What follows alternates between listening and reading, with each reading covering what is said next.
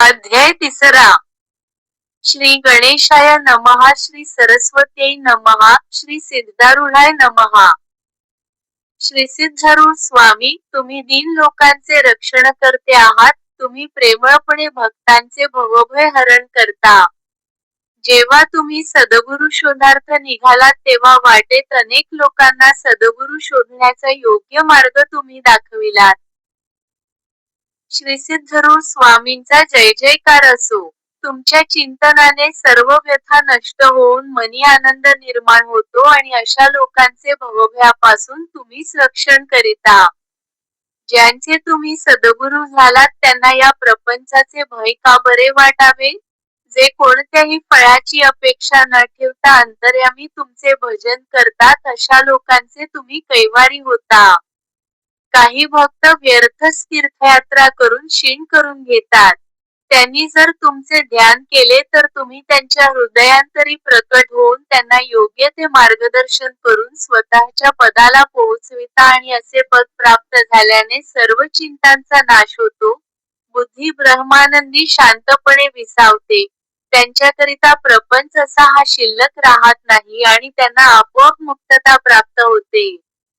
अशा दयाळू असलेल्या सद्गुरुनाथा, ज्या तुमच्या चरणांवर माथा ठेवल्याने प्रपंचाचे भय नाहीसे होते, त्या चरणी मला अखंड ठाव द्या, जेणेकरून माझा जीव पूर्णपणे भयरहित होईल. असो. दिननित्य कुलगुरू वीरभद्र स्वामी वेदांतावर प्रवचन देत असता, बालसिद्ध मातेच्या मांडीवर बसून आदरपूर्वक ते ऐकत असे.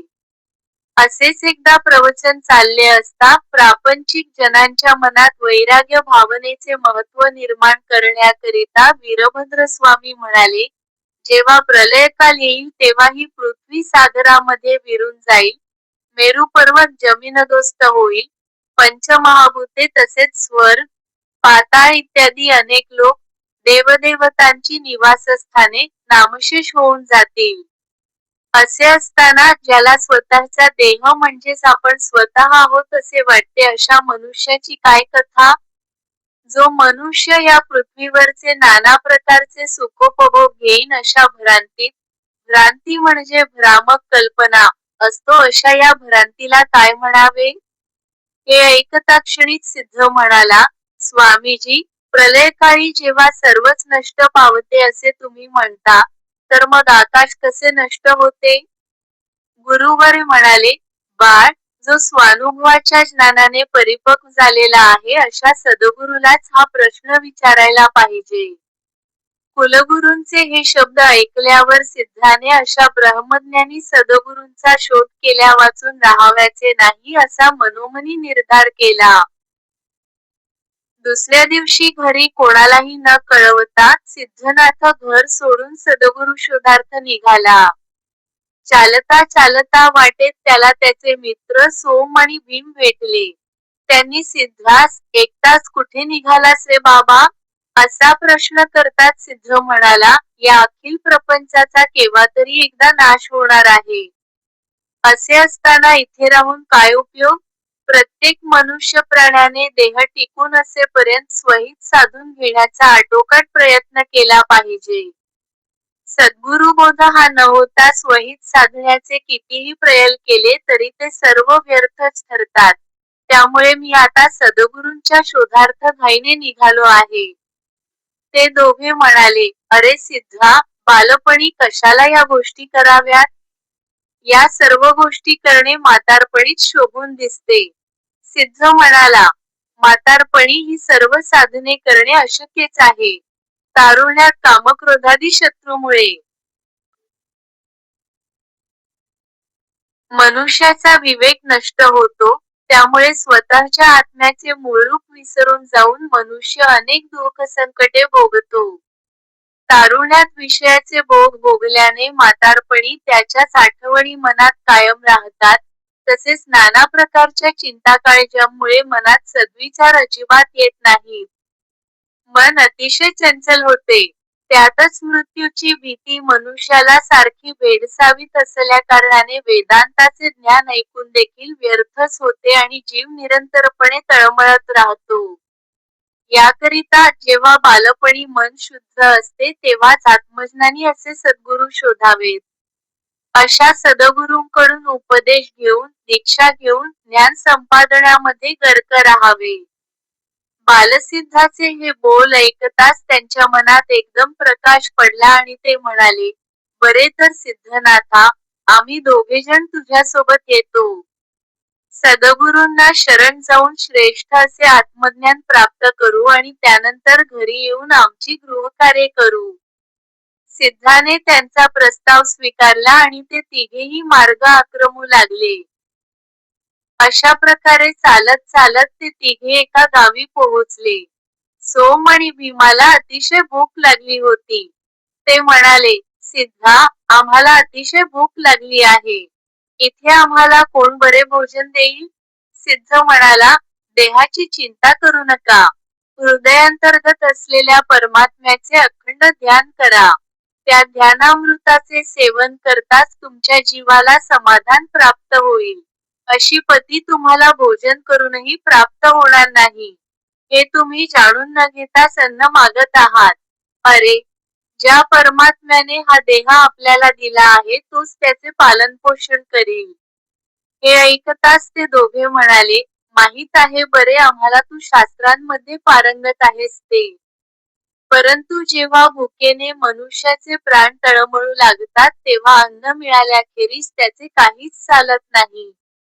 पराशस्मृती मध्ये असे सांगितले आहे की मनुष्याचे प्राण केवळ अन्नाच्या आधारानेच राहतात आणि जेव्हा प्राण तृप्त होतात तेव्हाच मन शांत होते. त्यानंतरच मनुष्याला अन्य विचार सुचतात. सिद्ध म्हणाला, तुम्ही हे जाणतच आहात की दयाळू असलेला ईश्वर सर्व जगाचे भरणपोषण करतो. अशा परमेश्वराला विसरून तुम्ही अन्नासाठी धुळकी व्हावे का? भूक लागणे हे नैसर्गिक नाही. जेव्हा तुमचे मन भुकेकडे वळते तेव्हाच तुम्हाला भुकेची जाणीव होते. तेव्हा अशा मनाला अन्य ठिकाणी लावा. मगच तुम्ही भुकेवर जय प्राप्त करू शकाल. केवळ ध्यानधारणेनेच हे साध्य होते ज्यामुळे भूक आणि दुःख नाश पावतात. यावर अन्य कोणताच उपाय चालत नाही कारण ध्यानधारणा करीत असता प्राण स्थिर होतो. जेणेकरून जठरातील अग्नी प्रदीप्त होत नाही आणि भूक शांत होऊन त्याची जीवास बाधा होत नाही. अशा प्रकारचे सिद्धाचे अमृतासारखे बोल ऐकून त्यांचे मन शांत झाले आणि त्यानंतर ते तिघेही एका गावातील नंदीच्या देवळात प्रवेशले. पुष्कळ चालून चालून थकून गेल्यामुळे सोम आणि भीम मंदिरातील एका कोपऱ्यात पहुडले. सिद्धाने नंदीची सुंदर मूर्ती पाहिली आणि त्यावर तो चढून बसला. त्या नंदीवर आरूढ झालेला 7 वर्षांचा सुंदर बाल सिद्ध खूपच शोभून दिसत होता. थोड्याच वेळात मंदिराचा पुजारी तिथे आला आणि नंदीच्या मूर्तीवर बसलेल्या सिद्धाला पाहून म्हणाला, बाळ, तू कुणाचा कोण आहेस रे? खाली उतर पाहू. तुझी देवावरील भक्ती आणि भय तू कुठे बा ठेवलेस? सिद्ध म्हणाला, माझी भय, भक्ती सर्व काही परमात्म्यातच आहे. परंतु तुम्ही मात्र तुमचे भय, भक्ती निव्वळ एका दगडामध्ये ठेवलेली दिसते. सिद्धाचे हे बोल ऐकून तो विचारात पडला. ते पाहून सिद्ध हसू लागला. तेव्हा पुजारी म्हणाला, थांब, तुला याचे प्रायश्चित्त मिळालेच पाहिजे. आणि गावात जाऊन अनेक लोकांना सोबत घेऊन तो पुन्हा देवळात आला. सर्वांनी सिद्धाला नंदीवर बसलेले पाहता क्षणीच ते अतिशय रागावले आणि म्हणाले, आम्ही तुला खाली पाडून चांगला मार देऊ. असे म्हणून ते त्याच्याजवळ आले. सिद्ध मात्र सुहास्य वदनाने तिथेच बसला होता. त्यावर एकजण पुढे सरसावला आणि त्याने रागाने वळवलेली मुठ सिद्धास मारण्याकरिता वर उचलली तोच. त्याच्या हाताला भिंतीवरील एक खिळा लागून भळभळा रक्त वाहू लागले. ते पाहून त्याच्या मागे असलेले सगळे लोक म्हणाले, एवढा का रे बाबा उन्मत्त होऊन देवावर बसला आहेस? सुहास्य वदनाने सिद्ध बालयती म्हणाला, जो आरूढ होतो तो किंवा जो पाठीवर आरूढ झालेल्याला वाहून नेतो या दोघांमध्ये थोर कोण हे सांगा बरे. ज्यांच्या मनात तिळमात्र भक्ती देखील नाही अशा लोकांनी या मूर्तीची पूजा केल्याकारणाने त्यातील देवत्व पूर्ण नाहीसे होऊन तो केवळ एक दगड होऊन राहिला आहे. म्हणून त्यामध्ये प्राणप्रतिष्ठा करावी या हेतूने मी त्यावर चढून बसलो आहे. त्याच्या ज्ञानसंपन्न हृदयातून प्रकट झालेले ते अमृतमय गोड शब्द ऐकून गावकरी थक्क झाले आणि आपापसात बोलू लागले, हे काही साधेसुधे बोल नव्हेत. जरी हा बालक दिसत असला तरी देखील हा मोठेपणी एक महापुरुष होईल कारण हा जणू काही एक ज्ञानाचा स्वयंप्रकाशित सूर्यच आहे. असे म्हणून सगळ्यांनी त्याचे पाय धरले. तेव्हा सिद्ध म्हणाला, लोकहो, ऐका. संत महंतांसारख्या सच्च्या महात्म्यांची पूजा हीच श्रेष्ठ पूजा होय. त्याच्या तुलनेत मूर्तिपूजा ही कनिष्ठ समजली जाते. आपल्या सर्व श्रुतीस्मृतींमध्ये वेदशास्त्रे परमात्मा हा या पृथ्वीवर महात्म्यांच्या रूपाने प्रकट होतो असे स्पष्टपणे सांगितले आहे. ज्याप्रमाणे गरोदर स्त्रीस अन्न दिल्याने तिच्या गर्भातील जीव तृप्त होतो, त्याप्रमाणे महात्म्याची पूजा केल्याने परमात्मा संतुष्ट होतो. असे हे मधुर बोल ऐकून सगळे लोक विस्मित झाले. या महात्म्याची पूजा करावी म्हणून लगबगीने घरी गेले. ही वार्ता गावकऱ्यांना कळताच ते सर्वजण नैवेद्य पदार्थ सिद्ध करून ताटात भरून घेऊन सिद्धाकडे त्वरेने आले. गावकऱ्यांच्या त्या मेळाव्यातील पुरुष, स्त्रिया आणि बालसमूह हे सर्वच जण नंदीवर आरूढ झालेल्या सिद्धाला पाहून आनंदित झाले. सर्वांनी ताटात भरून आणलेले पदार्थ सिद्धापुढे ठेविले.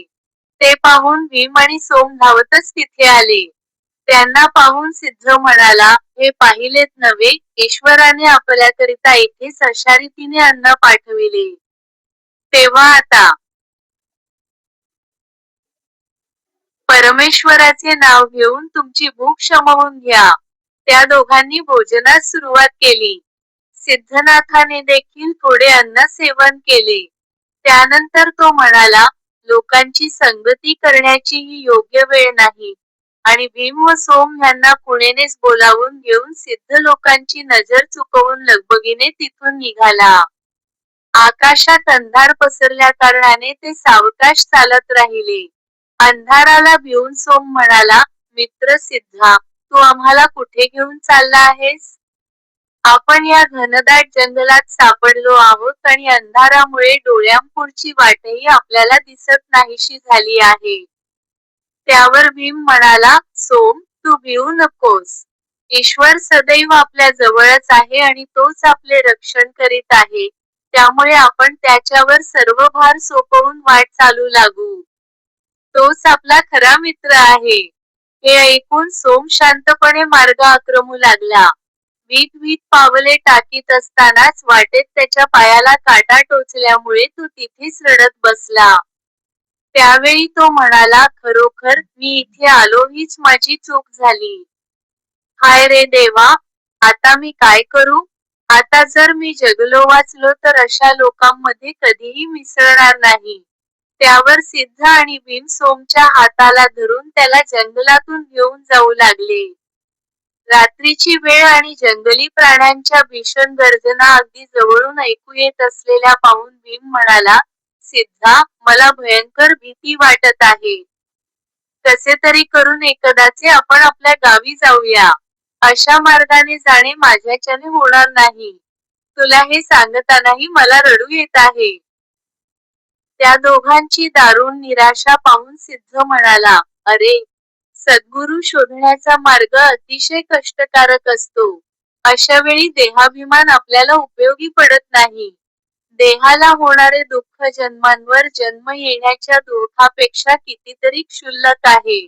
अशा जन्मांपासून सुटका केवळ आत्मज्ञानानेच होते, जे सद्गुरूपासून आपल्याला प्राप्त होते. देहाला होणाऱ्या दुःखाबद्दल जेव्हा औदासिन्य निर्माण होईल तेव्हाच सद्गुरुदास होणे शक्य आहे. सद्गुरूंचा दास झाल्याखेरीज त्यांची कृपा आणि उपदेश प्राप्त होत नाही. सद्गुरू कृपा आणि उपदेश मिळतात ज्या देहबुद्धीमुळेच, देह म्हणजेच आत्मा अशी जाणीव असणे यालाच देहबुद्धी म्हणतात. जीवात्मा जन्ममरण चक्रात पडतो, त्या देहबुद्धीमुळे निर्माण होणारे प्रपंचाचे दुःख होते. सद्गुरू हृदयी वास करून मुमुक्षूला बाहेरील जगाचे भय दाखवून त्याची परीक्षा घेतात आणि त्या परीक्षेतून पास होणाऱ्यावरच कृपा करतात. जो क्षुल्लक अशा दुःखाला भिवून शाश्वत सुख देणारा मार्ग ठोकरतो अशा भित्रट माणसावर सद्गुरू कल्पांतीही कृपा करीत नाहीत. त्याचे ते धीरगंभीर बोलणे ऐकून दोघे म्हणाले, बाबा रे, तुझे बोलणे आम्हाला आवडते. गुरुप्राप्ती सोपी होण्याकरिता साधन करण्याला जी शक्ती पाहिजे, ती आमच्याजवळ नाही. हा मार्ग तुझ्यासारख्या महापुरुषाचा आहे, आमचा नाही. आता आम्हाला गावी जाण्याची वाट दाखव कारण तुझ्यासोबत पुढे जाण्याचे आम्हाला भय वाटत आहे. त्यावर सिद्धाने त्यांना डाव्या बाजूला एक ज्योत दाखविली, ती ज्योत पाहून ते दोघे आनंदित झाले आणि त्या ज्योतीच्या दिशेने चालू लागले. काही वेळानंतर ते एका गावी जाऊन पोहोचले व तेथील एका देवळात थकून भागून झोपले. ते एक जुने पुराणे जीर्ण असे देऊळ होते. बाहेर जोरात पाऊस पडत होता. त्याच वेळी त्या देवळाची एक भिंत पडली. भीम, सोम हे दोघे दचकून जागे झाले आणि घाबरून म्हणाले, केवळ सिद्धाशी मैत्री केल्यामुळे आज आमची ही अशी दुर्दशा झाली. आता आम्ही या प्रसंगातून जगू का मरू हेच आम्हाला कळेनासे झाले आहे. ते ऐकून सिद्ध म्हणाला, आपण सद्गुरू शोधण्याकरिता निघालो आहोत असे असताना देहाची चिंता कशाला करायची? तुम्ही गावात जाण्याची इच्छा व्यक्त केली. त्याप्रमाणे आपण गावात आलो तरी सुद्धा तुमचे दुःख तसेच आहे. याचा अर्थ हाच की इच्छित विषय जरी प्राप्त झाला तरी मन दुसऱ्या एखाद्या विषयाची अपेक्षा करू लागते. म्हणूनच शहाण्या मनुष्याने मनोनिग्रह करून विषयाला बळी पडू नये. तेवढ्यात पाऊस थांबला. भीम व सोम या दोघांना भूक लागली होती, तेव्हा त्यांनी गावात जाऊन भिक्षा मागण्याचा निश्चय केला. त्यावेळी सिद्धास झोप लागली होती. ते दोघे गावात एका घरी गेले असता त्या घरातील एका गृहस्थाने त्या दोघांना पाहिले आणि म्हणाला, हे दोघे नक्कीच चोर असावेत. परवा चोरीला गेलेली आमची म्हैस नक्की यांनीच चोरली असावी. आता साधू सज्जनांप्रमाणे साळसूदपणे पाळत ठेवण्यास आलेले दिसत आहेत. ते दोघे म्हणाले, अहो, आम्ही चोर नाही. आम्ही नुकतेच या गावी आलो आहोत. केवळ भूक लागल्याकारणाने भिक्षा मागावी या हेतूने आम्ही आलो आहोत. कृपया आम्हाला थोडी भिक्षा द्या. त्यांचे हे बोलणे ऐकून तो गृहस्थ आणखीनच भडकला आणि म्हणाला, कप्पा तुमचे. भिक्षा हवी होय तुम्हाला? थांबा जरा, आताच देतो. त्याचा आवेश पाहून ते दोघे भिवून पळत सुटले. वाटेत गस्त घालणाऱ्या शिपायांनी त्यांना धरले आणि ते म्हणाले, भर रात्री फिरत जाऊ नका असे. आजची रात्र त्या पडक्या देवळात काढून उद्या तुम्ही हे गाव सोडून निघून जा. चला आता, निघा. त्यावर अत्यंत दुःखी होऊन ते दोघे देवळात परतले, तेव्हा स्वानंदात बसलेला सिद्ध त्यांना पाहून म्हणाला, तुम्ही ईश्वरावर भार न टाकता गावात भिक्षेसाठी गेलात. मी शिवध्यान करीत बसलो असता पुजारी देवासाठी नैवेद्य घेऊन आला. देवाला नैवेद्य दाखवून झाल्यावर नैवेद्याच्या ताटातील अन्न तो मला देऊन गेला. तुम्ही फारच भुकेने तळमळत असाल म्हणून मी तुमच्याकरिता ते अन्न राखून ठेविले आहे. मला माहिती होते की तुम्हाला गावात भिक्षा मिळणार नाही. दोघे म्हणाले, भगवंता रक्षण कर आमचे. दयाळू अशा भगवंताला विसरून आमचे जीवन व्यर्थ झाले. त्यावर तिघांनी मिळून आनंदाने जेवण केले. रात्री तिथेच राहिले. दुसऱ्या दिवशी सकाळी उठून भीम, सोम म्हणाले, बाबा रे, सिद्धा, आम्ही आहोत हीनदीन माणसे. गुरु शोधण्याचा मार्ग हा अत्यंत कठीण आहे आणि आमच्या मनाचा तर काही निर्धार होत नाही. रानावनातून चालणे आम्हाला शक्य होत नाही. वेळोवेळी आम्हाला जेवण खाण पुरवणाऱ्या आमच्या आईबापांची आम्हाला वारंवार आठवण होते. असे म्हणून ते काकुळतीला आले. तेव्हा सिद्ध म्हणाला, गुरु शोधावा एवढा तुम्हाला अधिकार प्राप्त झाला नाही. अत्यंत परमपवित्र असलेला हा गुरुमार्ग शोधण्याकरिता फारच दुःख-कष्ट सोसावे लागतात. ज्यांचा देहाभिमान गळला नाही त्यांना ते अशक्यप्रायच होते. आता तुम्ही घरी जा आणि सुखाने संसार करा. हृदयांतरी ईश्वराचे भजन-पूजन चालू ठेवा, जेणेकरून तुम्ही देखील अधिकारी व्हाल. हे त्याचे शब्द ऐकून भीम व सोम यांनी सिद्धाचे चरण धरून त्याला वंदन केले आणि ते पुनश्च आपल्या गावाकडे निघाले. तुमची वृत्ती गुरुसेवेकरिता तत्पर राहण्याजोगी होवो तसेच तुमची इच्छा सफल होवो, असा त्यांना आशीर्वाद देऊन सिद्ध सद्गुरु शोधार्थ पुढे निघाला. श्रोतेहो, आता पुढच्या अध्यायातील कथेकडे तुम्ही लक्ष द्यावे. असो, ज्याचे श्रवण केल्याने सर्व पापे भस्म होतात, अशा या श्रीसिद्धारूढ कथामृताचा गोड असा हा तिसरा अध्याय श्री शिवदास श्रीसिद्धारूढ स्वामींच्या चरणी अर्पितो. सर्वांचे कल्याण होवो. श्रीगुरु सिद्धारूढ चरणारविंदार्पणमस्तु. 3